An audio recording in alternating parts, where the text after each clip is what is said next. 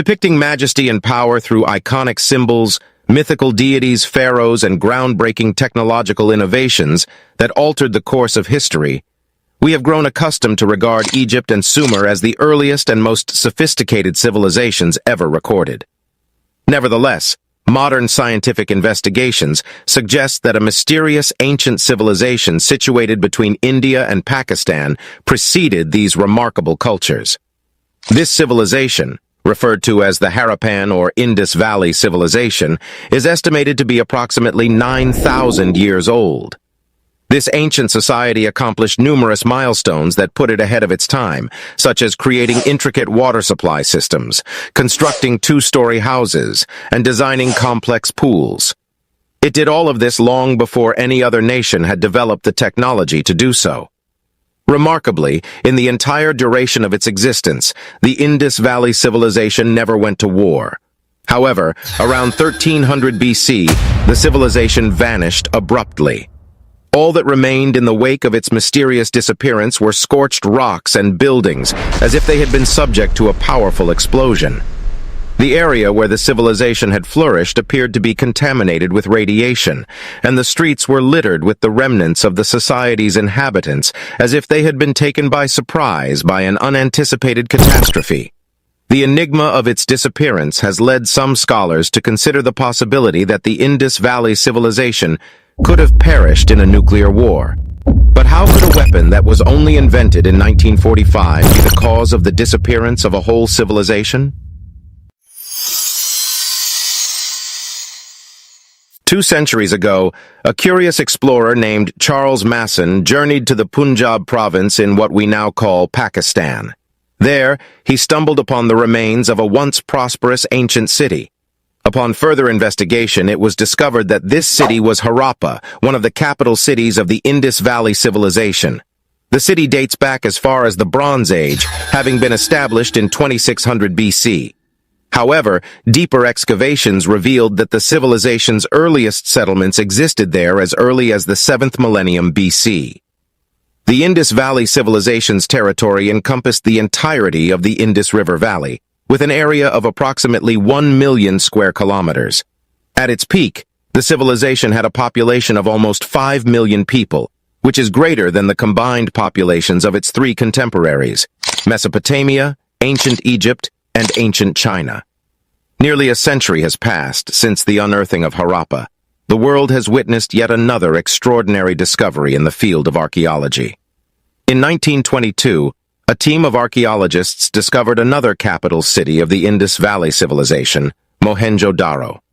Situated close to the Indus River, this ancient city stands out as an impressive example of urban planning and rapidly gained widespread recognition as the most prominent Harappan city. While a team of archaeologists discovered the remains of Mohenjo-Daro in 1911, it was Sir John Marshall, the Director General of the Archaeological Survey of India, who led systematic excavations from the 1920s to the 1930s. Initially, the archaeologists were uncertain about what to name the city, but as they found scattered skeletons throughout the streets and houses, they ultimately christened it Mohenjo-Daro, which translates to the Mound of the Dead. By the standards of the 2nd millennium BC, it was a city ahead of its time, boasting some impressive inventions that are still in use today. The residents of this city possessed expertise not only in urban planning but also in agriculture, metallurgy, and written language. The city's layout consisted of organized grids, and each house included distinct rooms for different activities. One of the most notable achievements of the Indus Valley civilization was their mastery of water control. It's easy to assume that populations from over 4,000 years ago used crude methods to manage water and meet their various needs, such as transporting water in buckets or using holes in the ground as toilets.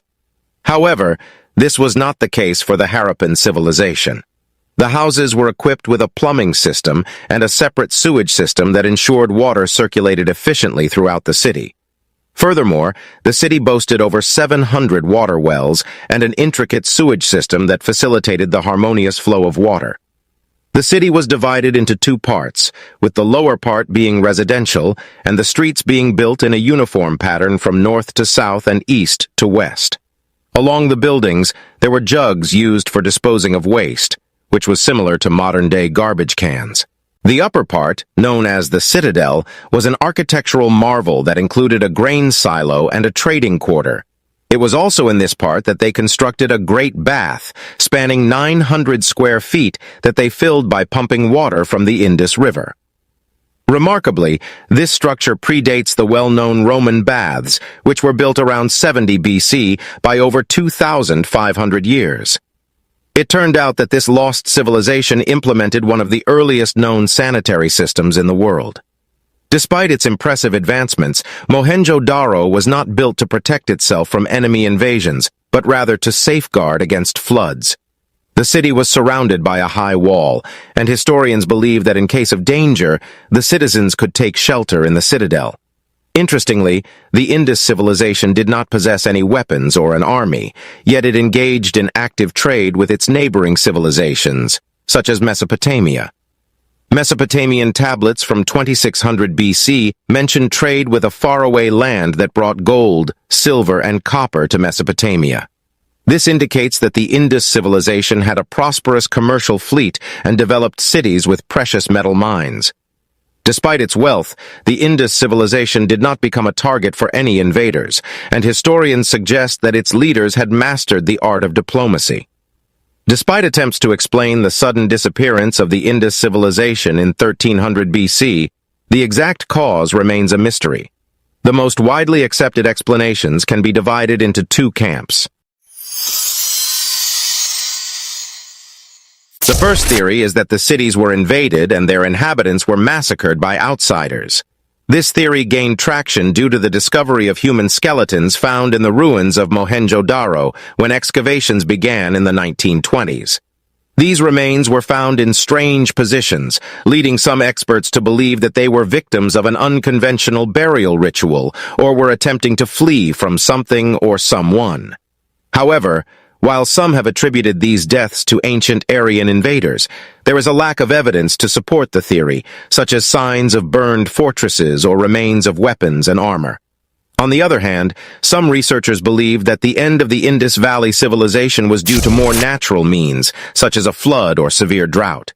Researchers believed that this natural disaster continued over time and that the inhabitants endured as much as they could, even changing a large part of their diet as evidenced by the food found in the area.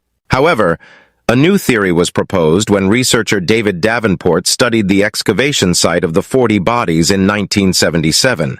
He found a hollow 50 meters in diameter where the rocks inside appeared to have melted and turned into a glassy mass. The temperatures required for this kind of transformation are estimated to be at least 1,500 degrees Celsius, leading some to believe that an explosion on par with that of a nuclear bomb occurred in Mohenjo-Daro. In Rajasthan, northwest India, archaeologists made a remarkable discovery, a layer of radioactive dust. This discovery is only 700 kilometers away from Mohenjo-Daro, where a radioactive cloud could have traveled such a distance after a nuclear explosion. Traces of radiation were also found in the city itself. Researchers measured the radiation background of some of the body remains and found out it was 50 times above normal.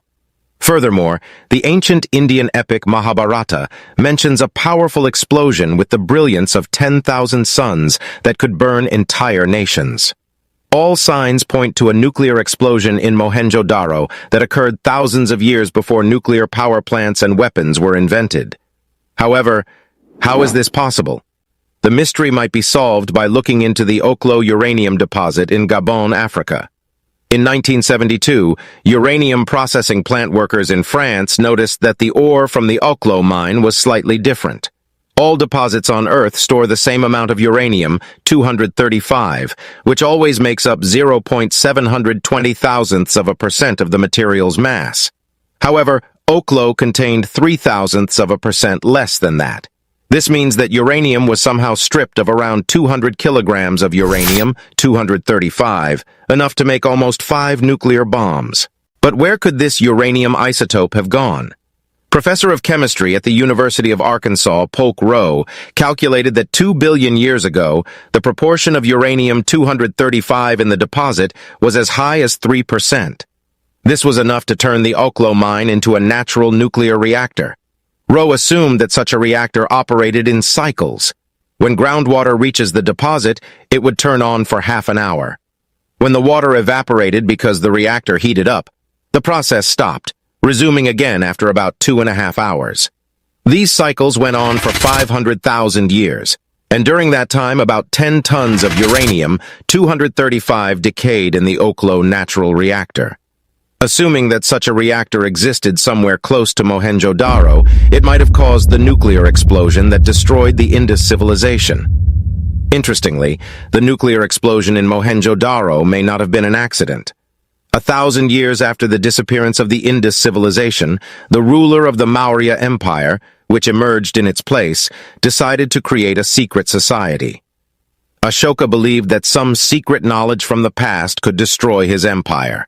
Thus, he summoned the 9 wisest people in his empire to write 9 books that contained all breakthrough knowledge of the past and present. These 9 books covered a wide range of topics, including microbiology, cosmology, physiology, gravity, sociology, propaganda, light, communication, and alchemy. The information recorded in these books was so ahead of its time that some of the things described are even more advanced than what modern scientists know today. If the 9 unknown men actually possessed knowledge about radiation and stored the information from the books for centuries, it's not surprising that people at the time of the end of civilization could use radioactive decay and radiation for their benefit. It's possible that the Indus civilization had the first prototypes of nuclear weapons, which would explain many historical inconsistencies, such as the absence of an army or defensive structures in Mohenjo-Daro. After all, why build defensive walls and feed hundreds of soldiers if you have a weapon that can obliterate your enemy's entire army? Furthermore, the discovery of a post-explosion crater in one of the main cities of the Indus civilization raises the likelihood of their enemies possessing nuclear weapons in their arsenals. If indeed the Indus civilization vanished due to a nuclear weapon, we're not entirely sure. However, experts agree that the key to unraveling most of the civilization's mysteries lies in decoding its scripts, which are still a puzzle to this day. Ceramic tablets, also known as seals, have been recovered that depict various animals, deities, and symbols. But the meaning of the strange hieroglyphs and the purpose of the tablet remains unsolved. This prompted a $10,000 cash prize to anyone who can decipher a Harappan text of around 50 characters since 2004. However, no one has managed to crack the code yet. While hundreds of symbols belonging to the Harappan people have been found on a large number of craft objects of all kinds, including ceramic and metal handcrafts, the majority of these symbols depict animal and human figures. Some experts believe that the symbols represent a series of seals used for commercial transactions. However, the short length of the inscriptions, with only 4 or 5 symbols drawn on small surfaces about an inch long, is a major challenge for decoding the script. Even the longest known Harappan script doesn't reach 30 characters, which is much shorter than the writing systems of other ancient civilizations. The absence of any multilingual inscription is another significant hurdle in deciphering the Indus Valley texts. This means that there are no texts written in 2 or more known and unknown languages that convey the same message. The Rosetta Stone is a perfect example of how multilingual inscriptions can help in deciphering ancient scripts. It contains text written in 2 forms of Egyptian script and 1 in ancient Greek script, which greatly aided in decoding the language of ancient Egypt. Unfortunately, such an inscription has not been discovered in the case of the Indus Valley civilization. One thing we do know for certain is that the Indus Valley civilization came to an end around 1700 BCE. CIA and Sahara Desert. When you come to think about it, it's hard to fathom that one of the most secretive agencies in the world would have something to do with one of the most barren landscapes in the world. To see the connection between the two, we'll have to go back in time to 1969. In that year, the United States government's Central Intelligence Agency, CIA, embarked on Project Magnet, an initiative aimed at mapping magnetic and gravitational anomalies in the northern region of the African continent. As part of this project, the CIA was tasked with conducting aerial reconnaissance of a peculiar geological formation in the Sahara Desert, known as the Richat structure. This structure is also called the Eye of Sahara. To this day, geologists are still debating what could have caused the formation of such a distinct pattern on the Earth's surface. However, the CIA claims that no anomaly was found on the ground and that such relief was naturally created. Despite this, the intelligence services are still withholding the results of the Richat Structures survey from the public, leaving many to question why this information has been classified.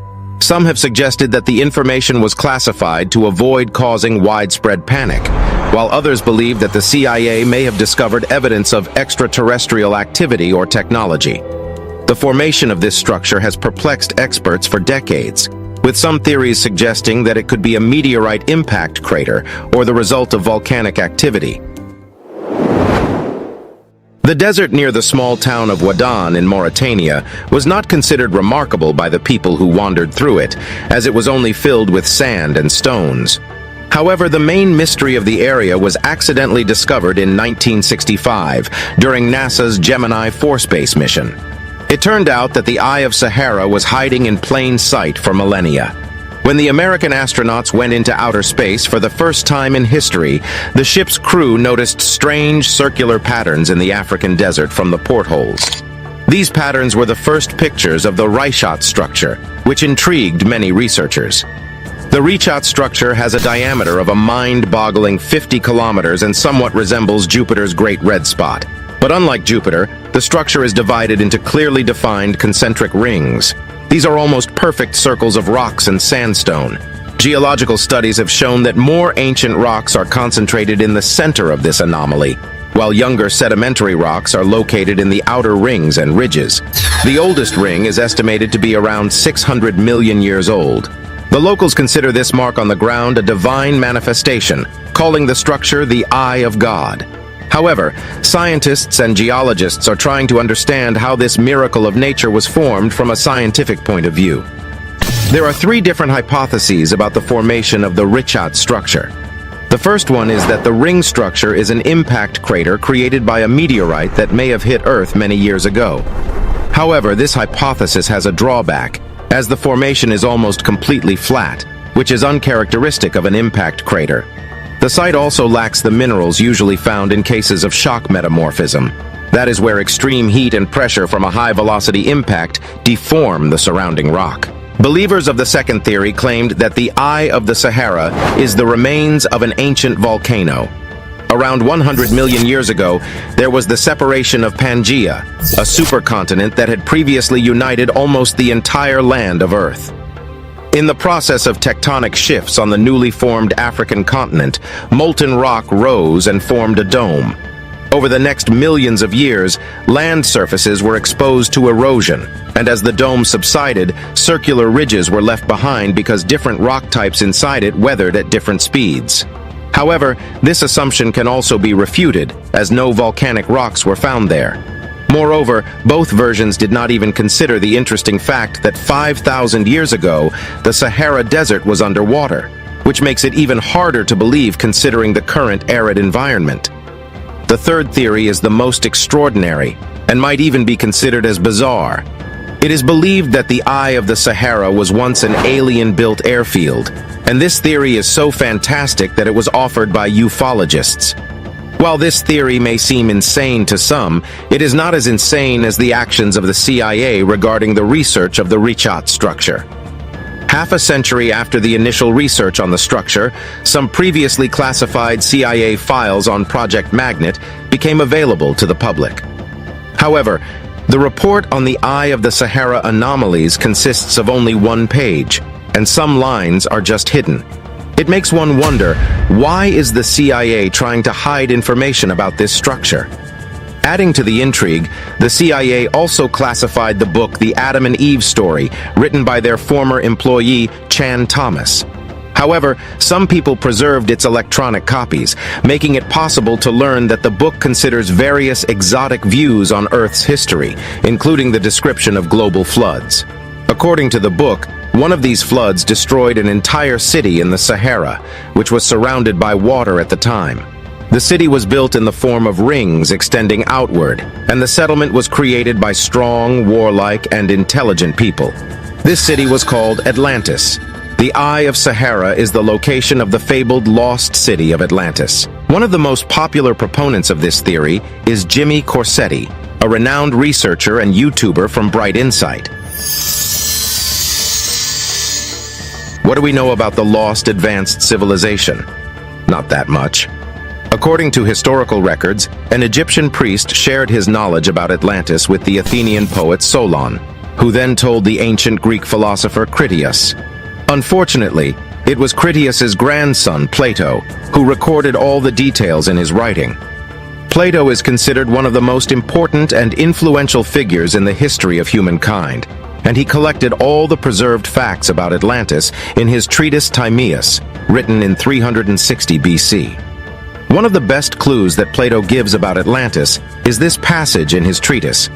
Poseidon carved the mountain where his love dwelt into a palace and enclosed it with 3 circular moats of increasing width, varying from 1 to 3 stadia and separated by rings of land proportional in size.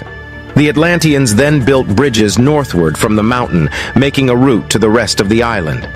They dug a great canal to the sea, and alongside the bridges carved tunnels into the rings of rock so that ships could pass into the city around the mountain. They carved docks from the rock walls of the moats.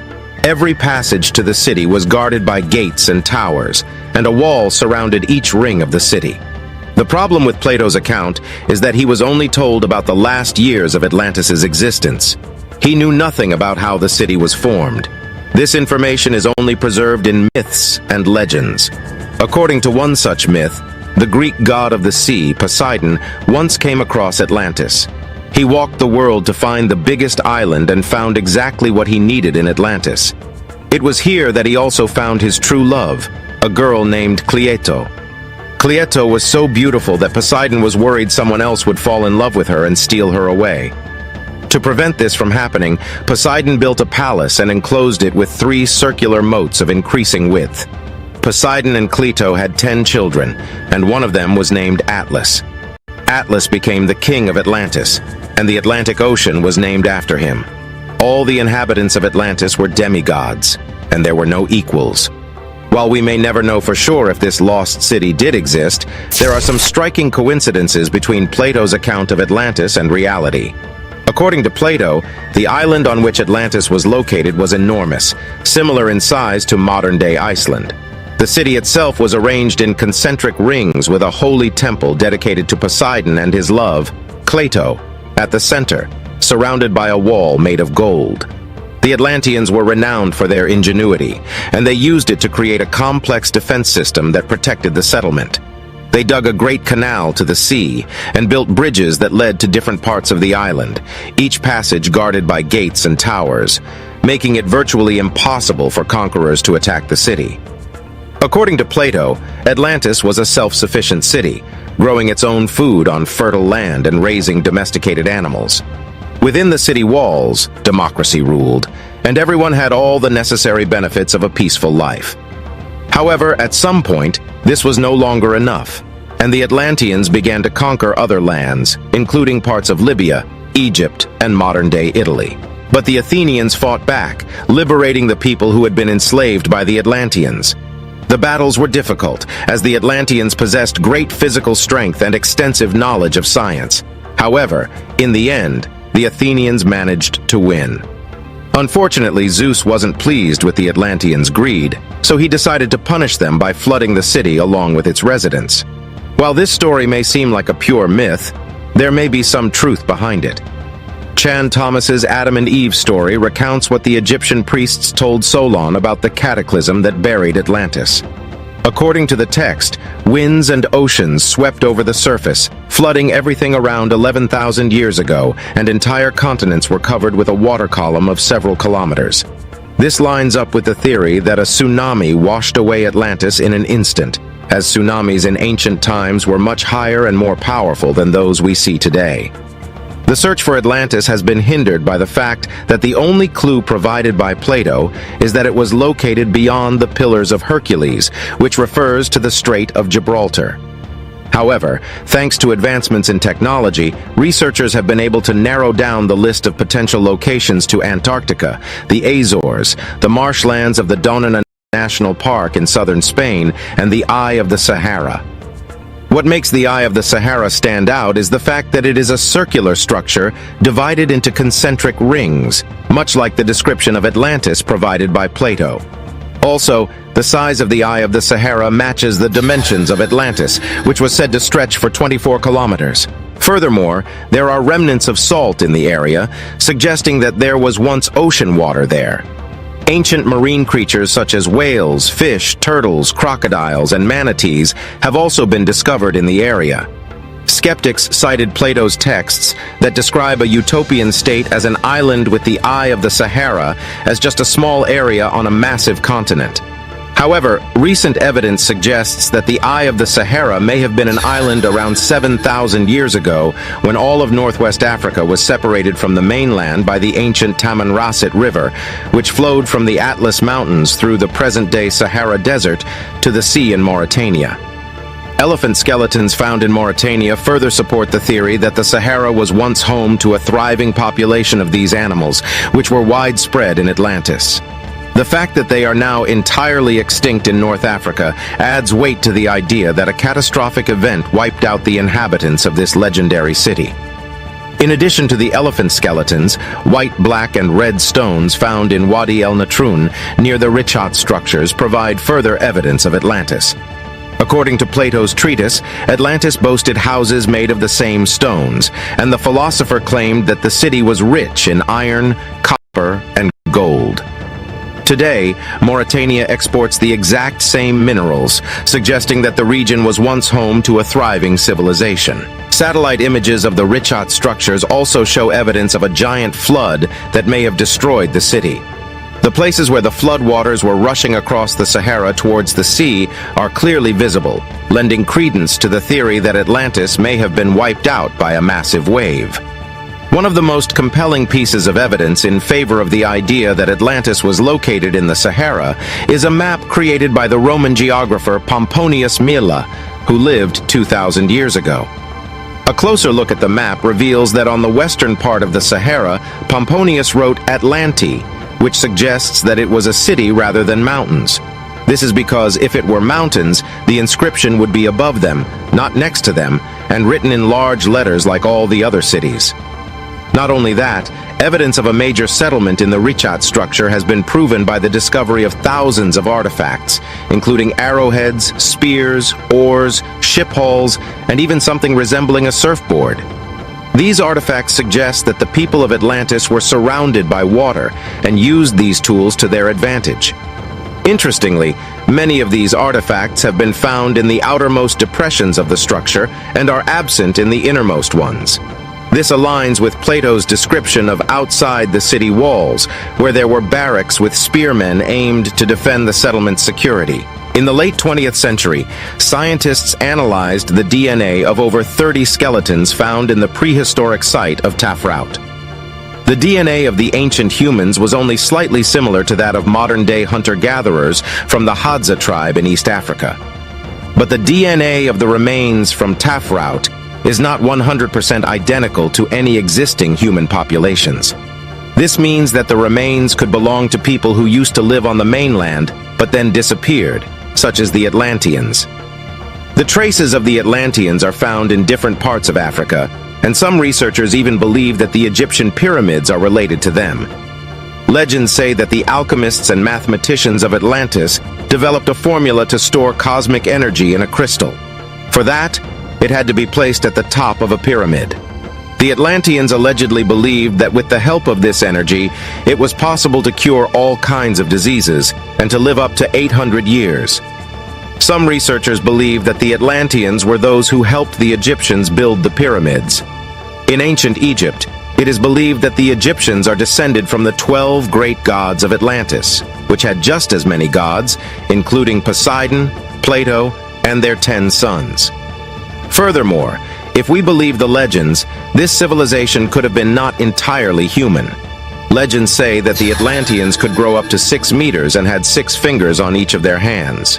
Presumably, their facial features also differed from other nations. They had wide lips, a slightly flattened nose, and huge expressive eyes. While the Rishat structure may not be 100% confirmed as the ruins of Atlantis, it remains one of the most mysterious anomalies on the planet that has attracted considerable attention from researchers for many years. Considered by many as the most advanced pre-Columbian civilization in the New World, the Maya established magnificent stone cities within the dense jungles of southern Mexico and Central America. These cities boasted intricate plazas, palaces, pyramid temples, and ball courts. Renowned for their hieroglyphic writing system, as well as their expertise in calendar making, mathematics, astronomy, and architecture, the Maya reached the pinnacle of their influence during the renowned Classic period, spanning from approximately 250 AD to 900 AD. However, at the conclusion of this period, the Maya civilization underwent a perplexing transformation as its inhabitants unexpectedly ousted their rulers, deserted the cities, and discontinued technological advancements, leaving behind one of history's great mysteries. Although the exact beginnings of Maya culture are shrouded in uncertainty, it is believed to have emerged between 7000 BC and 2000 BC. During this time, hunter-gatherer communities transitioned from a nomadic lifestyle to establishing settled communities. Recent research indicates that the initial settlers likely migrated from South America and started cultivating their primary crop, maize, as early as 4000 BC. The introduction of maize cultivation had a profound impact on the Maya civilization, serving as a catalyst for their societal and cultural growth. It essentially fueled the rapid expansion and development of their society. Given the remarkable advancements of the Mayan civilization, it is not surprising that it has been associated with various alternative theories and speculations. One such theory suggests a potential link between the Maya and the Anunnaki, an extraterrestrial race from ancient Mesopotamian mythology. Advocates of this theory propose that the Anunnaki might have visited Earth in ancient times, imparting their wisdom of astronomy, mathematics, and architecture to the Maya and other ancient civilizations. As we delve further into the achievements of ancient civilizations, specifically focusing on the pyramids of Egypt and the Mayan temples of Mesoamerica, a fascinating connection becomes apparent. Despite the significant geographical distances and unique cultural contexts, these remarkable structures share compelling similarities that continue to captivate the attention of researchers and enthusiasts. One of the striking resemblances between the pyramids and Mayan temples is their shared stepped pyramid structure. Both the Egyptian pyramids, exemplified by the Great Pyramid of Giza, and the Mayan temples, like the Temple of Kukulkan at Chichen Itza, boast a tiered design comprising multiple platforms leading to a pinnacle. This distinct shape is believed to serve practical and symbolic purposes, providing a stable foundation for the edifice, while also representing a metaphorical pathway to the heavens, symbolically connecting the earthly realm with the divine. Another parallel between the pyramids and Mayan temples is their alignment with celestial phenomena. Both civilizations exhibited a profound understanding of astronomy, incorporating it into the layout and orientation of their monumental structures. For instance, the pyramids of Giza align with the stars of Orion's belt, while the Temple of Kukulkan at Chichen Itza is specifically designed to create a shadow serpent during the equinoxes. These alignments underscore the significance of celestial events in the religious and cultural beliefs of both the ancient Egyptians and the Maya. Moreover, the construction techniques employed by the Egyptians and the Maya demonstrate certain resemblances. Although each civilization utilized distinctive methods and materials, both relied on locally available resources like limestone to fashion colossal structures. Additionally, both civilized ingenious approaches to transport and position massive stone blocks, enabling them to erect some of the most iconic architectural marvels of antiquity. The collapse of the Maya civilization remains one of the most intriguing puzzles in the study of ancient cultures. The once great Mayan cities were gradually abandoned, and the civilization that had flourished for centuries began to decline. Scholars have proposed various theories to explain this collapse, with factors such as overpopulation, warfare, disease, and environmental degradation potentially playing a role. One of the most theories attributes the collapse of the Maya civilization to a combination of environmental and societal factors. Prolonged periods of drought and climate change would have put immense pressure on the Maya's agricultural system, leading to food shortages and social unrest. As the population increased, the demand for intensive agriculture would have necessitated extensive deforestation and soil erosion. These factors would have worsened the effects of climate change and put additional strain on the resources of the Maya civilization. Alongside these environmental challenges, internal conflicts and warfare plagued the civilization. The competing city-states often engaged in disputes over resources, territory, and political power. As environmental conditions deteriorated, these conflicts likely escalated, further destabilizing the region and contributing to the decline of the Maya. Another factor that may have contributed to the collapse of the Maya civilization is the spread of diseases. While the specific diseases that affected the Maya are unknown, it is plausible that the crowded urban centers, combined with the stress of environmental and social pressures, created conditions favorable for the transmission of infectious diseases. Epidemics could have devastated the population and further weakened the already fragile society. What are your thoughts about this? I hope you like our story. Until the next one.